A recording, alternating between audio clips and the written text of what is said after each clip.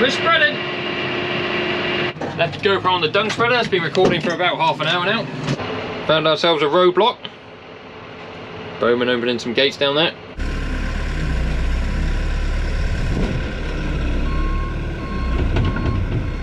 Welcome back to the channel.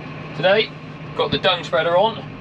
We're going to go and spread the dung out of this old bull shed here, ready so that it can be demolished either later this week or early next week. Fencer Phil is just loading up the spreader here for me. You don't really see Phil much on the channel. Very good at keeping himself to himself. Comes to work, does his work, go home. Can't ask for no more than that. I expect to put one more little bucket in the front and then we'll head off. What we'll do is we'll spread the stuff out the shed here that is available, and then once that's gone we'll head back home and start filling out the midden, because there's a load of it there.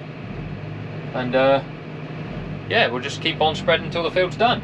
So this morning, me, John and Craig went out to have a look at a replacement tractor for one of our 6620s.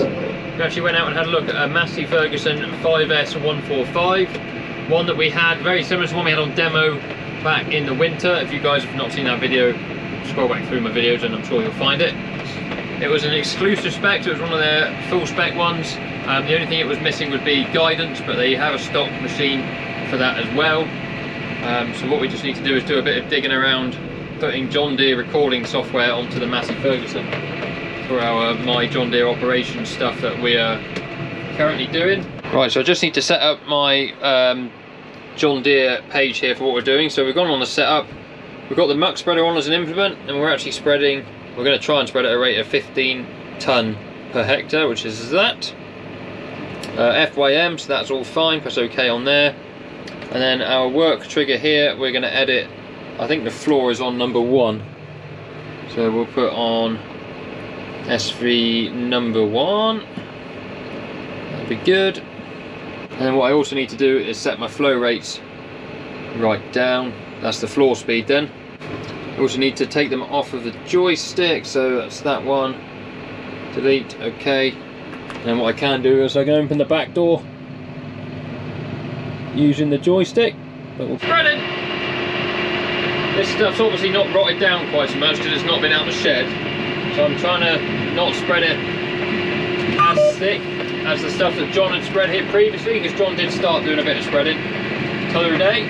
Bed moving quite slow just so it chucks out little bits, because all the strawy stuff will take a little while to break down.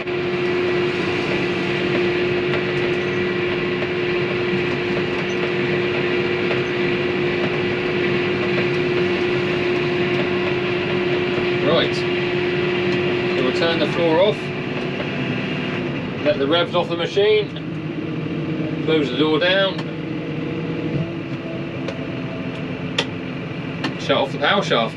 So this Massey we went to see comes with really nice seat. It's got all electric spools. It's got the instead of like the little T-bar that you get in the majority of the Masseys, it's got the full-on joystick. It's got various functions buttons as well as your forward and back. Your PTO, auto steer button, all the various things you can think of, as well as another joystick for the loader, again all electric, and you can program some buttons onto that one as well. Really just nice laid out tractor, and for the spec of the machine compared to the money they want for it, it makes you seriously think about it as an option. So as I was saying, we need to do a bit of homework to get sort of the brains that we have on our John Deere computers into it, to see if it's a viable option, because I think even spending that money to put the John Deere stuff in it, and possibly the John Deere guidance, we're still going to be a more cost-effective route than possibly other tractors. But as I've said previously, you know, the money or the cost of the machine in the first place isn't always the driving force behind what we buy. But yeah, that's where we've been this morning. So we're on dung spreading now. There's some new infrastructure going in, actually in the field that I'm spreading dung in, so I'll try and take you down to have a look at that in a minute as well.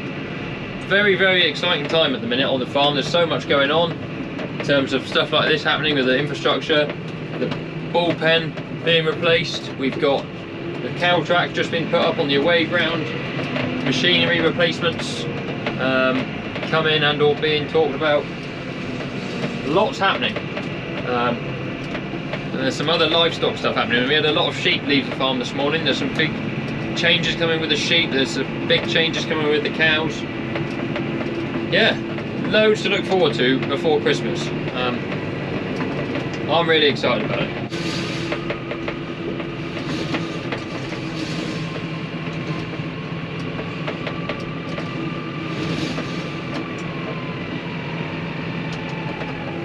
Loading.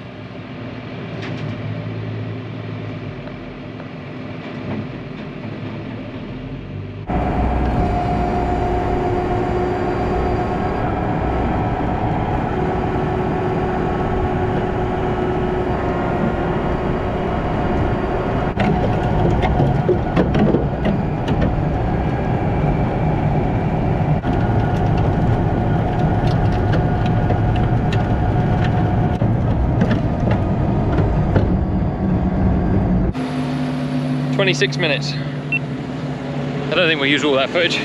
I've just been in and seen Ian, who is the banksman in that project that's going on there. Really, really interesting. They're putting in a load of 12 by 12 plots that all drain to a central bund, so you have your own control over the amount of water that's in each plot. You can take samples from all the water that comes out, all these various things. So they're putting in 3 different channels of plots at the minute. And that's going to be repeated twice more along this field, so we're going to lose a fair chunk of this field. But they're currently just digging out the pits at the moment. When I've got a bit more spare time, and they're not quite as busy and under pressure as they are at the moment, we'll go in there with the camera and have a look around, because it is fairly interesting. Sort of a big new starting project for the Institute. So I finished spreading the dung out of the old bull shed now, so that is empty.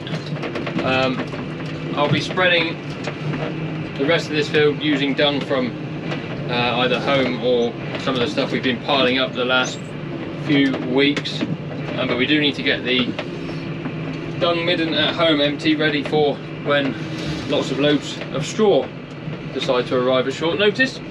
I pulled back in the yard, and John was actually here loading up big boots and a load of dung to take away anyway, so I've just pulled myself in to the prime location, and he started filling up the spreader, so we'll go and spread another load. But you'll see when he tips it in, this stuff's been in the midden all winter. It's rotted down beautifully.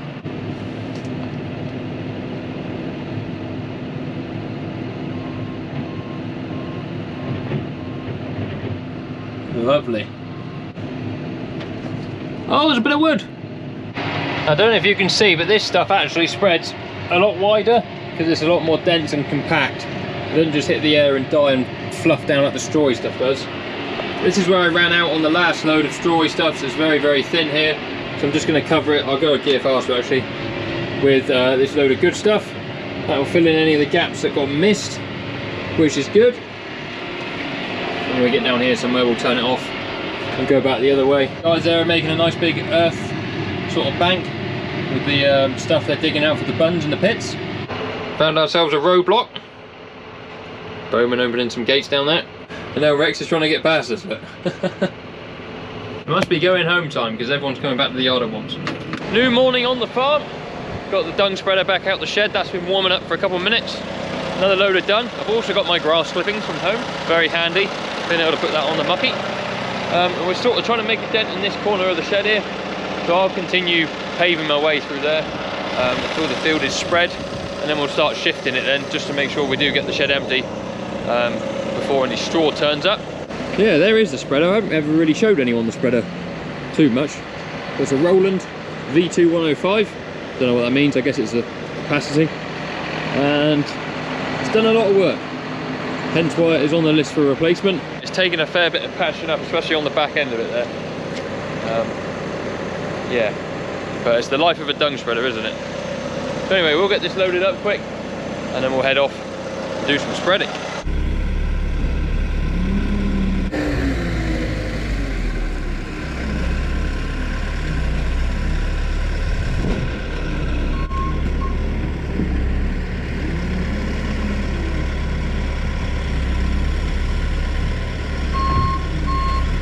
Loaded.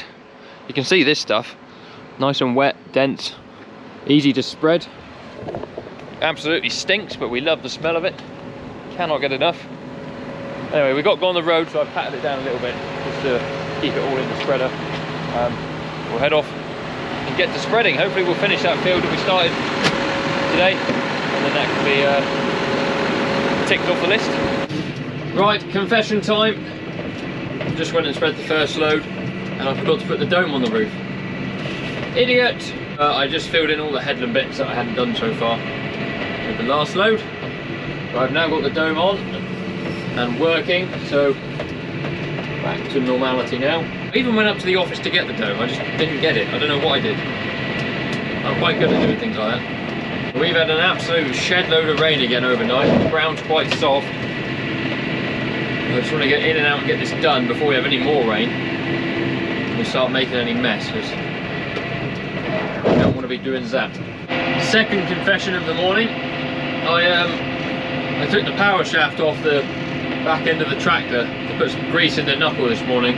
When I did it, I put it in neutral on the tractor, and before I come back and spread the last load, I put the shaft back in gear on the tractor. I put it in 540 and the spreader runs in 1000. So yeah, the last load wouldn't have spread particularly well, but we're back there as we were now. I rang John because I was coming up on the road and I was thinking the shaft's in 540. That doesn't seem right, and then I couldn't decide in my head what it was supposed to be.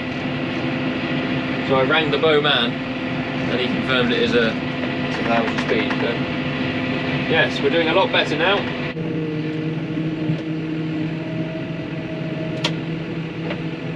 Doesn't look too bad there on camera, but that's getting pretty soft, and I really don't want to make a mess in there. That's one of our better silage fields. The cows are not too bothered about the rain. But there's another gateway halfway down where the guys have got access to what's going on down there. So I'm thinking I'm going to send it down there and go in their gate. We're going to do this one more load because I'm just going to make a mess. And also there's more of the ground here going to be taken for those pits that have been put in. And there's not an awful lot of point in me spreading muck on it.